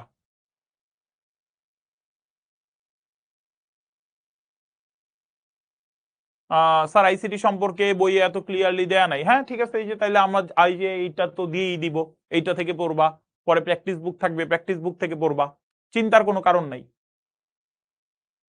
স্যার প্র্যাকটিস বুক কই পাবো? আমরা যখন আপলোড দিব তখন ইতেই পাবা, অ্যাপেই পাবা, আমরা বলেও দিব। সৃজনশীল লেখার জন্য কোন উক্তিগুলো মুখস্থ করব? যেই টপিক পড়বা ওই টপিক থেকে যে কোনো উক্তি মুখস্থ করলেই হবে। এবং তুমি আগের ক্লাসগুলো একটু দেখো ভাইয়া কষ্ট করে, হয়তো তুমি হচ্ছে পরে ভর্তি হইছো, নতুন ক্লাস করতেছো, একটু কষ্ট করে আগের ক্লাসগুলো দেখে ফেলো। আগের ক্লাসগুলো কিন্তু রেকর্ডেড আছে, ঠিক আছে? ওগুলো একটু দেখে ফেলো, তাইলেই তুমি বুঝবা। সামিয়া কবির, পেজ বেশি লিখলে কি নাম্বার বেশি পাওয়া যায়? মুরব্বি, পেজ বেশি লিখলে নাম্বার বেশি পাওয়া যায় না। তুবা বলছে প্রশ্ন কমন না আসলে কি করব ভাইয়া? প্রশ্ন কমন আসবে না কেন? প্রশ্ন তো কমন আসবে না, কনসেপ্ট কমন আসবে। পরীক্ষায় গিয়ে এটাই আসবে তা তো না, কনসেপ্টটা তো একই থাকবে। এখন তোমাকে এখানে মাহাতিম দিক, সাকিব দিক, আমি থাকি, তুমি থাকো, কনসেপ্ট তো একই থাকবে, ঠিক আছে? হাতের লেখা অসুন্দর হলে কলেজে মার্ক কম দিবে? শুধু কলেজে না, সারা জীবন যেখানে যেখানে এক্সাম দিবা, হাতের লেখা সুন্দর না হলে সব জায়গায় মার্কস কম পাবা।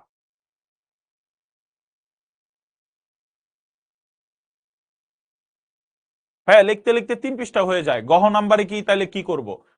3 পৃষ্ঠা হয়ে গেলে এখন তোমার যদি সময় থাকে, 7টা সৃজনশীল যদি তুমি লিখতে পারো তাহলে শর্ট করার দরকার নেই। আর যদি 7টা সৃজনশীল লিখতে না পারো, এই গহ নাম্বার লিখতে যে, তাহলে অবশ্যই ওটাকে শর্ট করো। একজন বলছে ইউনিভার্সিটি পরীক্ষা থেকে সৃজনশীল আছে, মাইর খাবা। আগে কলেজের পরীক্ষা শেষ করে ভার্সিটির পরীক্ষা দিয়ে আগে ভার্সিটিতে চান্স পাও, তারপরে দেখো সৃজনশীল আছে নাকি নাই, এটা এখন বলা যাবে না। একজন বলছো লেখা কিভাবে ভালো করবো ভাইয়া? লেখা কিভাবে ভালো করবা মানে? এটা খুবই সহজ। প্রতিদিন লিখবা, 3-4 পৃষ্ঠা করে লিখবা, দেখবা লেখা সুন্দর হয়ে যাবে। প্রতিদিন হচ্ছে গিয়ে লেখা সুন্দর করবা। একজন বলছেন এক্সাম নিবেন না, অবশ্যই এক্সাম নিব। কিছুদিন পরেই দেখবা 30টা এমসিকিউ, 2টা সিকিউর এক্সাম চলে আসছে। ঠিক আছে, ওকে, আজকের ক্লাস হচ্ছে তাহলে আমরা এখানেই শেষ করব। এই যে এটা হচ্ছে হোমওয়ার্ক, এই হোমওয়ার্কটা সবাই সুন্দরভাবে করে ফেলবা এবং কমেন্টে জানাই দাও যে আজকের ক্লাসটা হচ্ছে গিয়ে তোমাদের কেমন ছিল। যেহেতু সৃজনশীল নিয়ে আলোচনা করেছি, সব বিষয়গুলো তোমরা বুঝতে পারছো কিনা। খোদা হাফেজ, ধন্যবাদ।